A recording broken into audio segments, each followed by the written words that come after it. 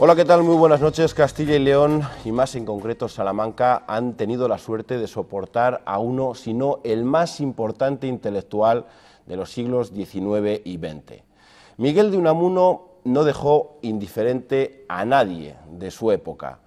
Este vasco, que como dicen nació a los 27 años en la ciudad del Tormes, sigue agitando las conciencias, 75 años después de su muerte. Este lunes, quizá con retraso vergonzoso, recibirá la medalla de oro y el título de hijo adoptivo de Salamanca. Dicen los expertos que si hubiese nacido en otro país europeo, su figura ya hubiese alcanzado la universalidad hace muchísimos años. Esta noche, en Espacio Abierto, no vamos a rasgarnos las vestiduras para criticar el momento en el que ha llegado este honor y estas distinciones. Esta noche queremos conocer un poco más de don Miguel de Unamuno, el novelista, el poeta, el dramaturgo, el profesor, el filósofo, el intelectual. Queremos saber qué pozo ha dejado su obra y su figura aquí, en Castilla y León. Para analizarlo, en esta mesa, hoy se encuentra con nosotros Tomás Francisco Pérez Delgado. Buenas noches, bienvenido. Noches. Profesor titular de Historia Contemporánea de la Universidad de Salamanca y también pertenece a la Comisión Asesora de la Casa de Unamuno. Sí. ¿Por qué don Miguel de Unamuno se merece un reconocimiento? Bueno, pues porque las instituciones normalmente avalan lo que se ha producido ya. Entonces el reconocimiento actual simplemente es el aval institucional a una realidad de la presencia en nuestra literatura, en nuestra historia política y desde luego en la realidad de Salamanca de don Miguel de Unamuno. Ese es el acto de estos días, pues tiene esa función, reconocer lo que ya es una realidad. Decíamos, llega un poco tarde. Bueno, no está tan tarde, el ser reconocido como símbolo de una ciudad siempre llega bien. Tarde, la historia intelectual española es un poco complicada. Entonces, en el caso de Unamuno, que es una figura con ciertos perfiles de controversia, pues hay una recuperación de su figura casi desde su propio momento de enterramiento, después en los intelectuales, por ejemplo, de la época de los años 50, en el caso de Salamanca el rector Tobar, en el caso del Ministerio de Educación Ruy Jiménez, que recuperan a esa figura que tenía claros perfiles de heterodoxia religiosa en el momento franquista. Entonces es un personaje que se va reincorporando y normalizando en nuestra historia cultural después de la Guerra Civil, desde el momento en que los falangistas le llevan a hombros, después en el momento del rectorado de Tobar y el Ministerio de Ruy Jiménez, y luego en adelante con la edición de sus obras, la creación en Salamanca de la Casa de Unamuno, hasta convertirle en un personaje fundamental en la historia cultural del país. Claro. Cirilo Flores, buenas noches. Buenas noches. Profesor de la Universidad de Salamanca del Departamento de Filosofía, Lógica y Estética, y también pertenece a la Comisión de la Casa de Unamuno. ¿Qué define el pensamiento de Miguel de Unamuno para que sea universal? Hombre, yo creo que Miguel de Unamuno es uno de los pensadores, europeos importantes, sobre todo la primera mitad del siglo XX, los primeros años del siglo XX, y quizá una de las cosas que definen mejor su pensamiento es que él considera que en la base del pensamiento está el sentimiento, eso que él denomina luego el sentimiento trágico de la vida, pero que es una forma de experimentar la realidad, y una forma de experimentar la realidad no de una manera abstracta, sino de una manera concreta. Y eso le caracteriza muy bien como pensador en ese momento, digamos, y como de alguna manera también crítico de un racionalismo radical. O sea, hoy se habla mucho de inteligencia emocional y demás, pues Unamuno ponía como base de la realidad el sentimiento. Y dice, y a partir de ahí es donde se engendra luego el pensamiento y se engendra, en ese caso, la filosofía y demás. Entonces, pensamos de alguna manera del modo como sentimos. Bueno, decimos universal y también de Salamanca y de Castilla y León. Ernesto Escapa, muy buenas noches. Buenas noches. Escritor, también colaborador aquí de esta casa. Muchas gracias por estar esta noche con nosotros. Hablábamos de universal, pero parece mentira que alguien que viniese de fuera conociese también Castilla y León en una época, digamos, tan complicada como era el siglo finales del XIX, principios del XX, con un transporte difícil para las comunicaciones y que escribe, y como hemos podido leer, de muchos lugares de esta comunidad. Sí, yo creo que uno de los aspectos más llamativos y más relevantes de Unamuno, del rector Unamuno, del novelista, del poeta, es su capacidad de movimiento por el territorio.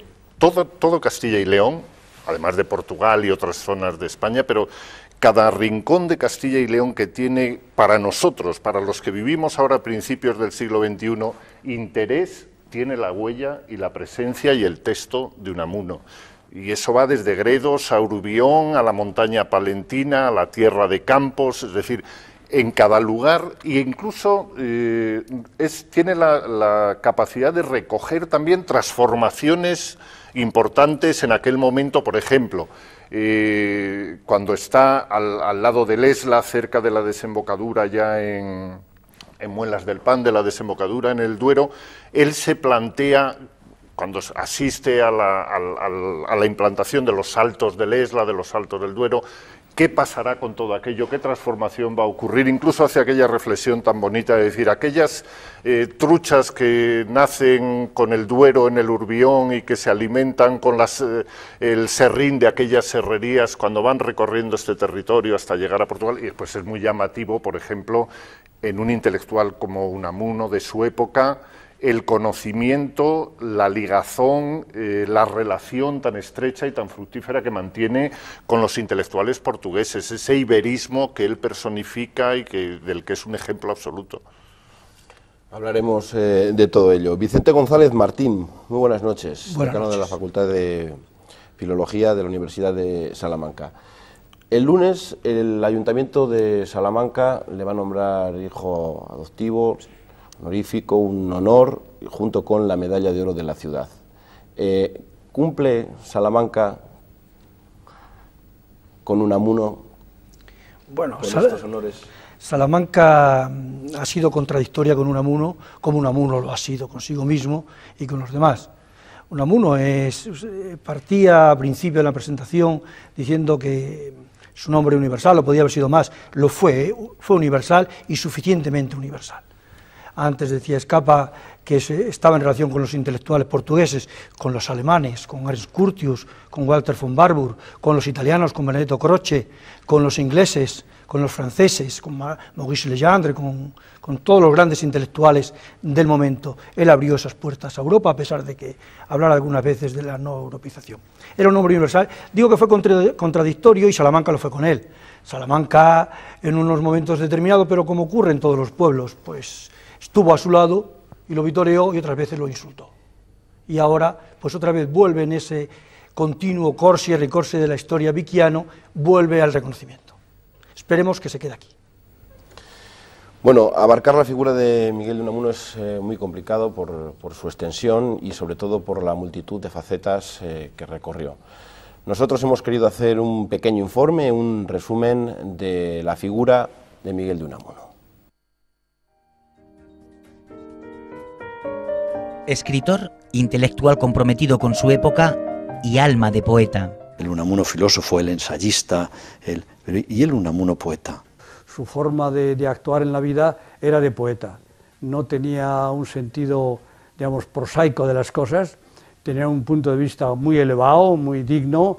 Profesor universitario con una rompedora visión de la docencia. No tanto un profesor metódico como un profesor provocador, ¿no?, que pretendía suscitar permanentemente el debate con los estudiantes. Nunca se calló un pensamiento. La verdadera obsesión de Unamuno siempre fue agitar las conciencias. Es decir, un hombre auténtico, un hombre veraz, sin complejos, que arremetió contra todo, contra esto y contra aquello. Y esa actitud ante la vida le valió el destierro. Amante de las excursiones y del pueblo, al que estaba convencido que se debía por encima de todo. Se siente como sobre sus espaldas los problemas de España, los siente como problemas propios que los tiene que resolver. Pintoresco, controvertido, egocéntrico, locuaz. Un desbordamiento de erudición tan grande que controvertir con él, polemizar o dialogar no es fácil. Imponía a todo el mundo ese tema, ¿no? Y entonces era la voz cantante. Una figura singular, un pensador excepcional, un hombre al que la historia quizás no haya hecho justicia. Yo creo que ni en Salamanca, ni en Bilbao, ni en España se le ha dado el valor que tiene quizá al mayor intelectual que tuvo España en el siglo XIX. Un personaje como Unamuno sería un personaje universal. Y un hombre de familia arraigado en Salamanca, donde encontró su lugar en el mundo más allá de su Bilbao natal. Es el Bilbao de sus ensueños, el Bilbao de su juventud, el Bilbao de su infancia, el Bilbao de la guerra, y es la Salamanca que le acoge como catedrático primero y como rector luego. Un agitador de conciencias, honesto sin reparar en las consecuencias, virtudes y defectos de, al fin y al cabo, solo un hombre. Hoy profundizamos en su retrato.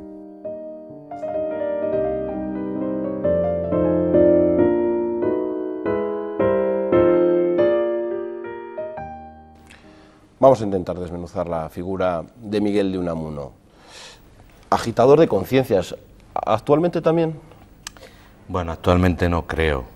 Las conciencias ahora se agitan desde otros ángulos, pero ese aspecto de agitador de conciencias, como en el caso de Unamuno ahora hay mucha geografía, conviene decir que tiene también, por polemizar, no por otra cosa, conviene decir que tiene también sus perfiles contradictorios. Es decir, la agitación de conciencias, por ejemplo, respecto a la Restauración, pues tiene un aspecto muy positivo, pero en las llamadas que hace Unamuno a la juventud, a su conciencia, a su rebelión, etcétera, tienen un tufillo a veces como extraparlamentario, como de rupturismo del sistema de la Restauración, que no dejaba de ser el punto liberal que era posible en España. Y por lo tanto hay ahí también, como decía Ortega, creo de Unamuno, ahí había algo que había que recoger con fauces discretas, decía Ortega.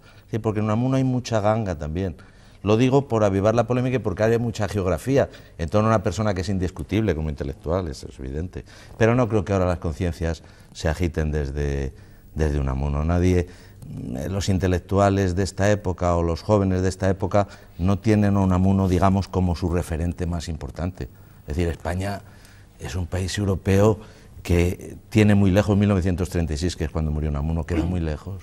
Claro. Bueno, pero el año 98 pertenece a la generación del 98, España también vivía una época de crisis, ahí se perdieron las últimas colonias, ahora mismo también estamos en un momento de crisis. Él hablaba de que Castilla podía regenerar incluso España, no sé si ahora mismo Castilla podría regenerar también la situación que atraviesa España, pues Castilla y León. Tú mismo puedes tener la respuesta.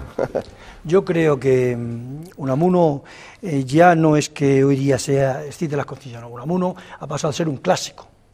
Cuando un escritor, un intelectual, pasa a ser un clásico, en ese mismo momento tiene una serie de valores que en su época fueron positivos o negativos, como fueran, pero la perspectiva nuestra de hoy es la de un maestro, la de alguien que tiene un tipo de pensamiento, de literatura consolidado y sirve de ejemplo para otras cosas. Por ejemplo, hoy Unamuno tiene una proyección, se siguen haciendo tesis doctorales sobre Unamuno en Japón, en Italia, en Francia, se siguen escribiendo obras literarias en las que Unamuno es personaje de ficción, novelas en Alemania, en Italia, en Japón, en otros sitios, tiene otra visibilidad, que es la que podría tener, no voy a poner comparación, pero la que podría tener un Leopardi, o podría tener en Italia, o podría tener un James Joyce en el mundo sajón.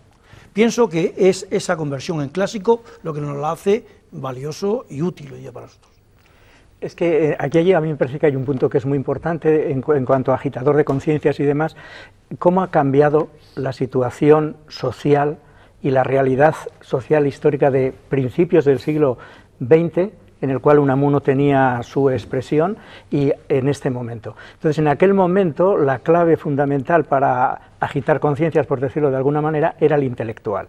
Y entonces Unamuno ejercía como intelectual y ejercía su función a través de la escritura, a través de las conferencias, a través de la provocación, etcétera, ¿no? Mientras que hoy el intelectual, podríamos decir, ha desaparecido en este sentido. Y en ese sentido, quien hoy, digamos, puebla la escena son los medios de comunicación. Y ahí el sistema de comunicación y el sistema de agitar conciencias y demás es diferente, es muy distinto. O sea que Unamuno en ese sentido no es que él no ha cambiado porque ahora ya no es su momento, ya no podía cambiar, pero ha cambiado la realidad histórica profundamente. Y entonces, en ese sentido, el papel que jugaba Unamuno en aquel momento no puede haber ahora ningún intelectual que lo juegue. Ahora ese papel lo juegan los medios de comunicación. Y, por ejemplo... Pero también es cierto que en su momento Unamuno, como Ortega, gran parte de su obra la despliegan a través de los medios, a través de los periódicos. Y Unamuno es un colaborador, vamos, múltiple de distintos periódicos en los que de los que después de la recolección de esos artículos surgen algunos de sus libros más conocidos. ¿Cómo sería el Unamuno del siglo XXI? Bueno, yo el Unamuno del siglo XXI, por ejemplo, efectivamente Unamuno tiene una peculiaridad y es que, vamos a decir así, se explica o se expresa en los periódicos, en las revistas. Ese es su momento primero de expresión, que luego algunos de esos artículos los recoge en libros, ¿no? Es decir, este año estamos en el 2012. En 1912, justamente hace 100 años, se publica Del sentimiento trágico de la vida, el más famoso de los ensayos de Unamuno. Antes de que se publique como libro, ha salido en los periódicos, ha salido en las revistas, que luego se recoge y demás digamos como libro. Entonces, claro, es que ha cambiado mucho el modo de ser y el modo de expresarse. Por ejemplo, hoy los periódicos, a mí me parece, tienden a relatos cortos. Mientras que Unamuno en aquel momento tenía que escribir un artículo con todas las características que tiene el artículo, que luego puede convertirse en el capítulo de un libro y configurar un ensayo como Del sentimiento trágico de la vida. Entonces hoy, iba a decir así, los periódicos y el lector no aguantan en buena medida, no sé si se puede decir así, no aguantan en buena medida ese modo de expresión, ese modo de reflexión, sino que es otra forma de comunicarse, Efectivamente, es que sobre todo el intelectual es una figura que aparece en el siglo XVIII, a final del siglo XVIII, lo que llaman los literati. Entonces, el intelectual es un hombre que en el siglo XIX, en el siglo XX, las épocas de Unamuno, se tiene que pronunciar sobre las cosas. Entonces, es un ser que aplica sus conocimientos con categorías cívicas, políticas, morales, y que predica a toda la sociedad. Pero esa figura ya no existe. El intelectual ahora también escribe en los periódicos, vamos, el intelectual, que ahora no se llama intelectual, es el profesor o es el miembro del Consejo de Investigaciones Científicas o es el premio Príncipe de España, por decir. Entonces, esas figuras también escriben en los periódicos, pero ellas hablan en calidad de profesores de química, en calidad de premios Príncipe de Asturias, de expertos. Y entonces, el papel del intelectual que incide constantemente sobre las cosas y guía la opinión son los medios, que es lo que se llama un intelectual colectivo. Entonces yo quería, para polemizar conmigo mismo unamunianamente, recoger la idea de Vicente también, porque en estos autores que han salido en el vídeo, pues a mí me sorprendió ayer viéndolo en Salamanca, como Luciano González Ejido o Pedro Rivas, que es gente que conoce muy bien aquello de lo que habla, insistían sobre todo en lo que dice Vicente, maestro de la palabra, poeta, decía Luciano, es decir, que en definitiva el clásico es el hombre que ha manejado las palabras de manera bella y que, como decía Rivas, detrás de la belleza incluso hay ideas que nos sirven para reflexionar hoy. Pero ya la figura del intelectual hoy es de otro tipo. Yo no estoy muy de acuerdo con eso. Yo siempre llevo muchos años escribiendo sobre Unamuno, muchos, lo sabes, y yo hay en toda su contradicción continua, en todas las partes de su pensamiento. El otro día estuve en una tesis doctoral sobre Unamuno, era sobre su pertenencia al modernismo el viernes pasado. Y claro, cuando se intenta estudiar a Unamuno de forma global, o decir Unamuno fue tal o fue cual, no, Unamuno fue tal o cual, o pensaba de tal manera o tal manera, en un momento determinado, en un periodo determinado. ¿Por qué? Porque Unamuno, yo si algo veo como línea continua, aparte ya lo del mito, o lo del clásico, es que era un intelectual en el sentido que él entendía el intelectual y que yo todavía lo sigo entendiendo, a pesar de arriba. El intelectual es la persona que de alguna manera se coloca frente al poder, de forma sistemática, de forma casi buscada. El intelectual ejerce su función de crítica frente al status quo establecido. Y Unamuno lo hace, y eso explica muchas veces sus cambios repentinos, incluso en momentos comprometidos de la vida política. Él, cuando cambia de régimen o cambia de apoyo de la República en un momento determinado a los bandos antirrepública, en el 33, cuando vota por los agrarios para las elecciones del 33, Unamuno cambia porque intenta de alguna manera provocar a esa república que él ya no reconoce. Cuando apoya a Franco lo hace porque piensa, se basa en criterios literarios probablemente, porque piensa que tal como está en ese momento España, y los últimos artículos de aquella fecha lo dicen claramente, no podía ir más adelante. E intenta probablemente provocar con esa carta que escribe en latín a los rectores europeos apoyando a Franco. La función del intelectual que se coloca frente al poder, que denuncia los abusos del poder, es Unamuno lo ejerció siempre, frente a un gobierno o frente a otro. Sí, pero yo creo una cosa en ese sentido, quiero decir, es que cómo ha cambiado la situación en ese... Es decir, lo podía ejercer, porque podríamos decir, para el intelectual en aquel momento, las revistas, los periódicos y demás eran como el púlpito, por decirlo así con una metáfora, desde el cual se dirigía al público. En cambio, hoy no hay un púlpito. Hoy hay montones de, vamos a decir así, de pequeños escenarios, tantos escenarios que a veces, digamos, disponemos de tanta información en cada momento que es muy difícil ejercer esa función unificadora que ejercía Unamuno o Ortega como intelectuales en aquel momento, mientras que hoy por la estructura de los medios de comunicación, hay algún filósofo dice que es tanta la información de la que disponemos que entonces se nos hace opaca. Es decir, que en lugar de clarificarnos, vamos a decir así, nos confunde, por decirlo. ¿Por qué? Porque disponemos de muchas noticias, y entonces esa función, iba a decir así, de predicador, porque la metáfora me parece que lo expresa bien, que tenía el intelectual, hoy yo creo que es imposible. Ahora, sí, no, y después es evidente que este reconocimiento que le hace Salamanca ahora, de concederle esa condición de...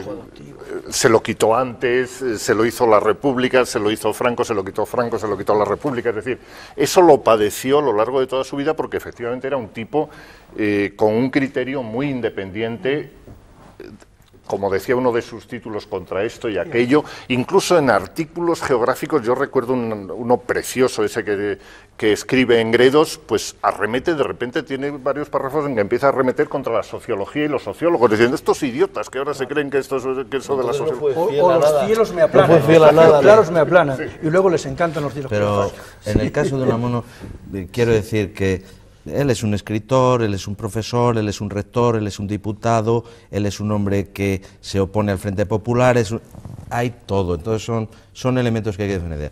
La famosa contradicción de Unamuno y el intelectual como hombre que se enfrenta al poder, pues en Unamuno tiene sus perfiles reales. Es decir, un rector de 1900 a 1914, nombrado por el ministro directamente, no es un hombre enfrentado al poder. Un rector nombrado por el ministro del ramo en la República, y luego nombrado rector vitalicio en la propia República y tal, no es un hombre que esté enfrentado al poder. No se ha visto en España rectores enfrentados al poder, con distintos regímenes. Entonces es un hombre que sufre las contradicciones del siglo XX, entonces él entiende, por ejemplo, la necesidad de que se caiga el artificio de la Restauración, eso lo entiende muy bien. Entiende la llegada de la República, por lo tanto, la oposición a la dictadura, la llegada de la República, pero no entiende lo que significa el Frente Popular. Y por eso al principio... Pero en ese entendimiento que has ido mencionando, va más allá y lo asume con un compromiso mayor que el resto de los intelectuales. Bueno, bien, pero por ejemplo, en el momento de la confrontación, básica de España, él es un hombre, como nos pasa a todos a cierta edad, que el mundo en que se vive lo juzgas con categorías que has manejado en tu juventud y se le empieza a escapar. Y el mundo del Frente Popular ya no lo entiende. Y el mundo del estallido del golpe de Estado que provoca su resistencia a una guerra civil no lo entiende hasta que después la acumulación de datos, eso sí, le llevan a entender y a rectificar. Entonces es un hombre que políticamente tiene sus perfiles, sus debates en la Constituyente, como diríamos, son pobres. No, Tomás, son algunos, pobres. Algunos, no Son digas pobres. eso. En la defensa del voto, la defensa del voto de la mujer Sí, y sobre los nacionalismos, que luego plasmó en artículos, son perlas. Son Pluralidades nacionalistas, que es un artículo dedicado a los nacionalismos, es una verdadera perla. La comparación que hace entre los gatos y los perros, asimilando a la mujer al gato y al hombre al perro, para que el voto se entienda que la mujer va a votar libremente, es una joya literaria y de pensamiento. Quiere decir que... Y él estaba... Pero cuando se debaten las grandes constituciones, las grandes cuestiones en la constituyente, por ejemplo, el papel de la Iglesia en España, las intervenciones de Unamuno tienen que ser contestadas por hazaña, son débiles en ese sentido. Quiero decir que los grandes personajes de nuestra historia viven en un mundo muy convulso como es el siglo XX y no son santos a los que haya que hacer esa geografía, es decir, que son criticables, son maestros del lenguaje, maestros del pensamiento, pero tienen muchos perfiles, ¿no? Vicente, pero asumen el compromiso de forma muy diferente, es decir, mientras Marañón u Ortega están con la República, y no solo eso, sino que hacen ese pronunciamiento público a favor de la República mientras se van marchando, Ortega cobra su sueldo de catedrático hasta el año en que muere, con todos los trienios y acumulaciones, es decir, sin una sola suspensión de un año.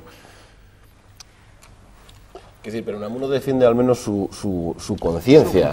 Sí, porque estamos viendo que los políticos ahora mismo yo creo que respetan, por ejemplo, por traerlo al mundo contemporáneo. Y su vehemencia. Defienden a lo mejor la disciplina de los partidos políticos, mientras que a lo mejor con Unamuno esto hubiera sido imposible. De hecho, estos cambios demuestran que él respondía ante su conciencia solamente. Me gustaría que el debate no quedara solamente en la parte política, porque ahí, lógicamente, vamos a chocar, porque cada uno más o menos tenemos nuestra visión del Unamuno, pero no, yo podría hablarle de lo que piensa Unamuno a principios del siglo XX, final del XIX, sobre el régimen de Estado en España, que le escribió muchísimas cosas sobre eso, o sobre los nacionalismos, sobre el nacionalismo vasco o el catalán, pero yo creo que Unamuno es mucho más que eso, aunque eso sea la parte a lo mejor más visiva, el enfrentamiento, como ya hay. Unamuno fue un hombre que nos sacó a Europa en muchas cosas. Finales del siglo XIX, cuando nadie en España, nadie, se preocupaba de lingüística, se preocupaba de la literatura, de la lingüística comparada, se preocupaba de la historia de la lengua, de la gramática histórica. Él se iba por los pueblos de Salamanca recopilando fichas para hacer una gramática histórica del castellano. Él se escribía con Walter von Warburg, el gran autor de la fragmentación lingüística de la Romanía, hablándole de lingüística románica. Él daba clases de filología románica en la Universidad de Salamanca, cuando nadie, exceptuando Menéndez Pidal en Madrid, daba clases de eso. Nos abre ahí, nos abre en el campo del pensamiento filosófico, o sus relaciones con Croce, su conocimiento de los hermanos Spaventa, de Vico, su participación con el socialismo cristiano que encuentra en Italia y que comparte con Dorado Montero en Salamanca, su salida en el campo de la literatura, por ejemplo, con lo que es la Nivola, el mundo pirandeliano, que Unamuno ya antes, ya con Amor y Pedagogía, en 1902, ha puesto de manifiesto. Es, por tanto, un hombre muy innovador en muchas facetas. Sí. Claro, es que, pero yo creo que hay una cosa de Unamuno que es importante, porque comparado, por ejemplo, con Ortega o con alguno de los intelectuales, Azaña, o alguno de los intelectuales y políticos contemporáneos de él, es que Unamuno, vamos a decir así, pretende actuar como educador, como escritor.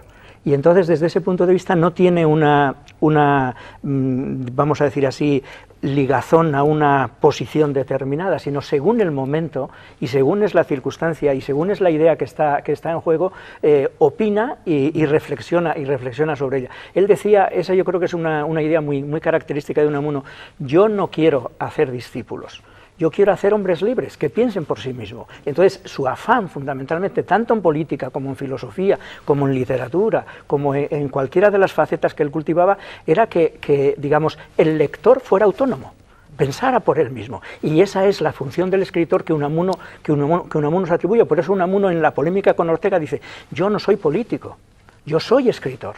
Y esa es la confrontación importante, a mí me parece, entre Unamuno y Ortega, y por eso Unamuno aparentemente va contra, como decías tú antes, contra esto y aquello, de acuerdo con el título, pero no es que vaya por sistema contra esto o aquello, sino en función de lo que está sobre la mesa en ese momento, y lo que se está discutiendo y la idea que se está trabajando. No fue fiel a nada, no fue al viejo liberalismo. A su mujer, por ejemplo, a su mujer fue muy fiel, a sus hijos, a su familia, a esa labor de la identidad personal. Y luego hay una cierta corriente en este hombre tan contradictorio, porque es la época, que es muy contradictoria. Es que el siglo XX es un siglo del 14 a 1945 que se lleva a unos 60 millones de europeos de calle, muertos en conflictos en Europa. Entonces es una época muy particular, que si pensamos esas cifras, pues te quedas un poco anonadado. Pero luego hay una cierta corriente, digamos, continuadora en él de cierto valor. Es decir, su rechazo del nacionalismo y su abrazo del socialismo en el País Vasco, que es pobre teóricamente. Es pobre, quizá porque lo publicaba en La lucha de clases y los lectores no entenderían otra cosa, muy posiblemente también. Pero lo cierto es que esa vinculación al socialismo, a las clases populares, ese rechazo del pensamiento cerrado del nacionalismo, pues en cierta medida aparece en él en un tiempo bastante largo y de manera muy sutil, por ejemplo, introduciendo aquí en España a man la letra un poco todo lo que es la historiografía francesa y británica muy posterior, de atención a las clases populares, del estudio de las costumbres campesinas, del peso de los paisajes sobre la vida de la gente. Entonces, en Unamuno hay algo que tiene mucho son, muy a la letra, a lo que hizo la historiografía francesa de entreguerras y la historiografía británica de los 50 y 60. Pero uno cuando lee esas cosas de Unamuno parece que está leyendo eso otro, y en ese sentido es una aportación que son toques, que no es una dedicación en profundidad a eso, porque él es filólogo, no historiador, pero que es una cosa muy digna de tenerse en cuenta. O sea que efectivamente es un hombre de muchos perfiles también en riqueza y en anticipación de fenómenos culturales en España muy importantes. Además de todo eso y de esa personalidad que le ha valido pasar un largo purgatorio en España, un larguísimo purgatorio en su valoración, yo entiendo, Vicente, que es un grandísimo poeta. Claro. Un grandísimo escritor, es decir, tiene una dimensión que ha sido más tardíamente reconocida que a otros, porque él ha tenido que pasar el purgatorio de esa contradictoria y por vida. Clasificarlo, lo han clasificado. A Unamuno, como hay siempre la tendencia a clasificar a la gente. Y en el campo, por ejemplo, de la poesía, pues a Unamuno rápidamente se le clasificó, cuando sale su libro Poesías, en 1907, rápidamente se le clasifica como un poeta pues de la línea enemiga, de cierta manera adversaria del modernismo, de Rubén Darío y lo demás. Un poeta pues del sentimiento se llamaba, pero bueno, muy particular, muy subjetivo, y no era verdad. Uno hace en el libro Poesías, aparte de ser un gran experimentador del lenguaje, es un hombre que elabora una poesía que está en la línea de la que se está elaborando en toda Europa en este momento. Él entra en correspondencia con los mayores poetas, incluso en la experimentación literaria, con un Gabriele D'Annunzio en Italia. El caso de Rubén Darío, a pesar de la controversia, estuvo también muy cercano a él. Te hablaba antes, tú hablabas del campo también de la narrativa. Es que en la narrativa, el tipo de la novela unamuniana, que parte no de Paz de la Guerra, que es una novela clásica realista, pero desde 1902, cuando hace Amor y Pedagogía, la novela unamuniana está en la vanguardia de la novela que se escribe en Europa en estos momentos. El reconocimiento que va a tener Pirandello y el éxito no lo tiene Unamuno, porque Unamuno no pertenece a un país como Italia, que se hace muy bien la propaganda. Incluso compiten para el premio Nobel, se lo dan lógicamente a Pirandello, digo lógicamente porque en España fue donde tuvo sus peores enemigos Unamuno para tener el premio Nobel en el 35. Quiere decir que él, como señala Escapa, pues sí que fue aportador en muchas materias y podíamos irla desgranando. Él se llamaba poeta, se consideraba poeta esencialmente. Poeta en el sentido del creador, del hombre que con la palabra crea. Es que hay una cosa que es importante en Unamuno, en este sentido. Es decir, digamos, hay pensadores que son o poetas, o historiadores, o novelistas, o filósofos.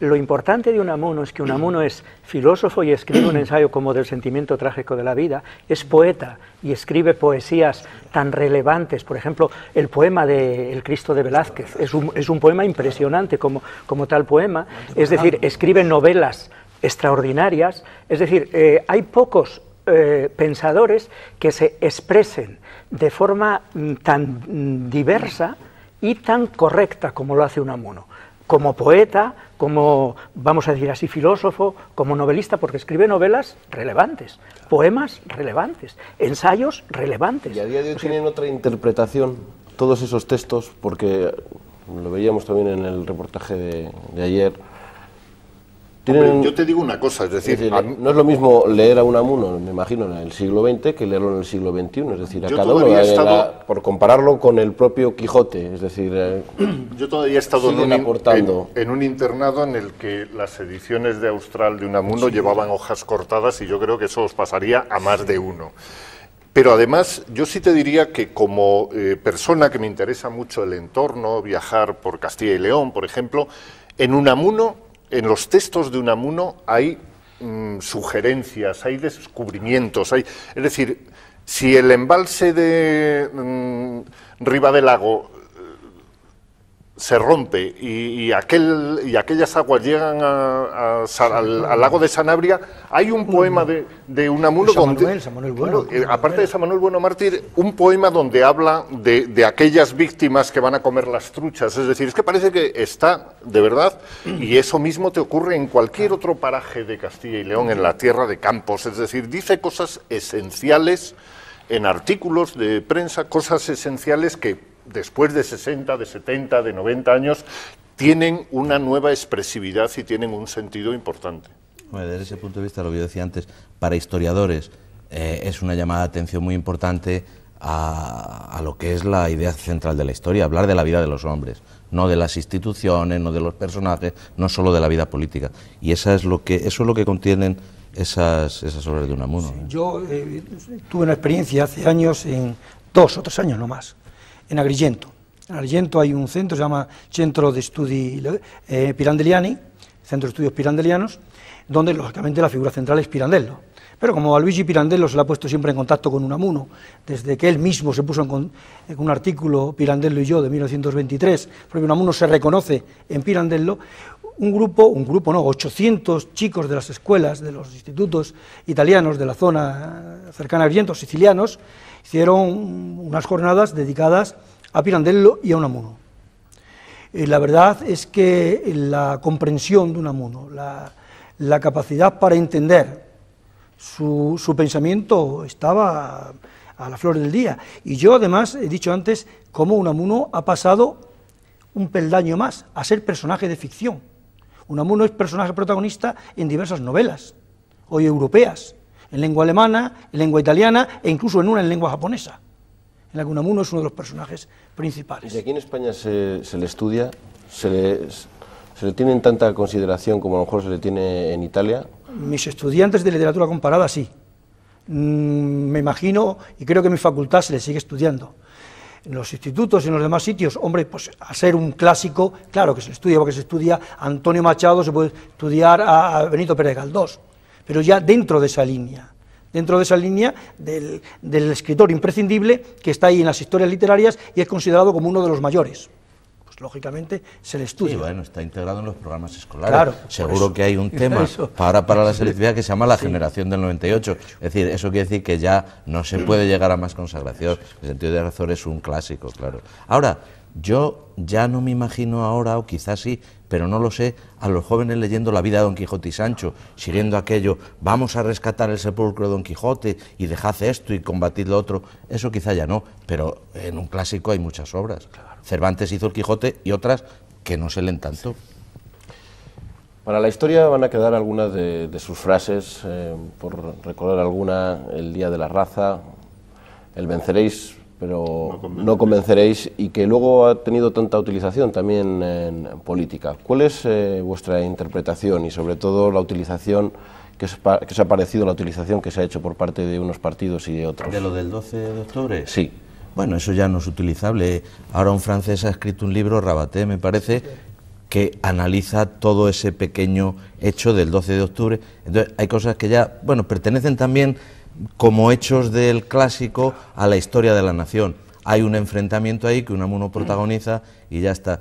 Yo lo que sí me gustaría decir, por lo que he cargado antes la mano para no parecer un crítico de Unamuno como tal, ¿no?, pero que es un hombre que en lo esencial, en el gran conflicto del siglo XX, sí acierta él dónde están las cosas. Es decir, él no se pone del lado del nacionalismo, pero los partidos fascistas, el alemán y el italiano, no se llamaban nacionalfascista, nacionalsocialista, por llamarse de alguna manera. Es decir, y él no se sitúa en ese campo del nacionalismo.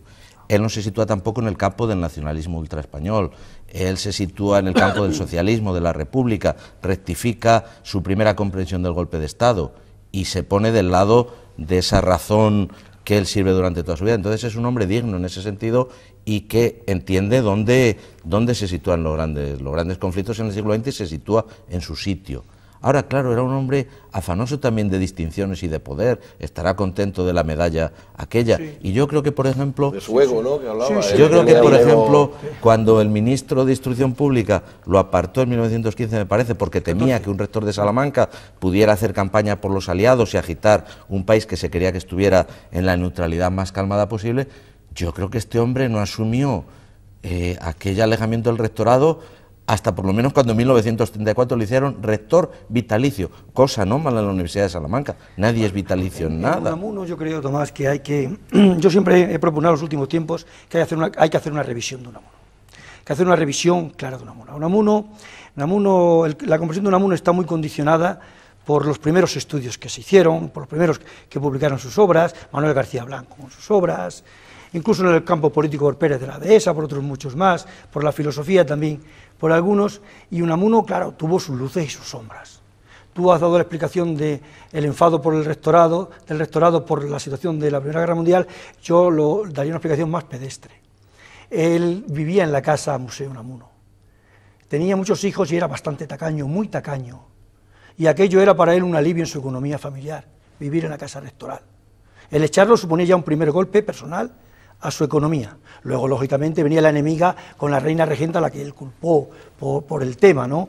Porque eso no le quitó de hacer campaña a favor de los aliados en la Primera Guerra Mundial. Hizo muchísima. Pero la hizo muchísima, fue invitado por el gobierno italiano a ir a Italia, él participó en todo eso. Él, le digo, tiene luces y sombras en muchas cosas a lo mejor no se explicarían por razones grandilocuentes, sino por pequeñas cosas. ¿Por qué Unamuno publica tanto en los periódicos? Primero porque le gusta ciertamente la fama, pero porque repite el mismo artículo en una serie de periódicos. Lo publica en La Nación de Buenos Aires, lo publica en un periódico italiano, porque cobraba de todos los periódicos estos.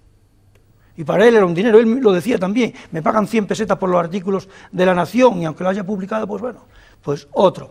Él tenía algunas veces pues la aplicación humana de una persona que tiene muchos hijos, que cobra pues una cantidad más bien pequeña, y la parte económica le condicionaba mucho en muchos momentos.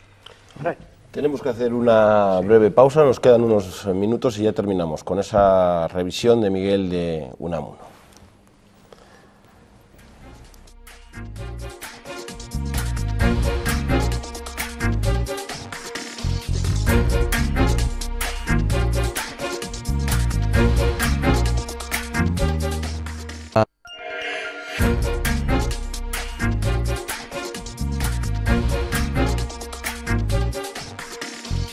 Por ejemplo, hay un autor que escribe muy bien, que nadie lee, ¿cómo se llama este de que escribía? Ya soy yo que se me olvidan los datos. Pero hay muchos autores muy importantes que se dejan de leer, y luego aparece en un momento dado alguien que los pone en circulación. No creo que ahora se lea mucho a Pla, pero es un autor excelente.